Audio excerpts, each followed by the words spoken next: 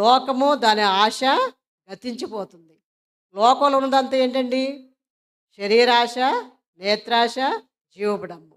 కాబట్టి ఇవేవి కూడా మనల్ని పరలోకానికి తీసుకెళ్ళేటివి కాదు. కాబట్టి ఆయన నీతిని, రాజ్యాన్ని మనం మొదట వెతికే వారిగా ఉండాలి. ఉన్నప్పుడే మనం పరలోకానికి హక్కుదారులము అవుతాము.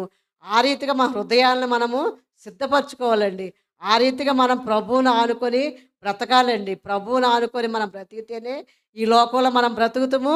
మనం ఈ లోకంలో కన్ను మూసినా రేపు పరలోకంలో మనం కన్ను తెరిచే భాగ్యాన్ని దేవుడు మనకి దయచేస్తాడు. కాబట్టి చూడండి, మద్దుకై ఎంతో చిన్న ఉద్యోగం, చిన్న కొద్దిపాటి మనుషుడని ఉంది. కానీ ఈ యొక్క చిన్న ఉద్యోగం అయినా కొద్దిపాటి మనుషుడైన మొద్దుకైని దేవుడు ఏ రీతిగా హెచ్చించి ఆస్వాదించిండు.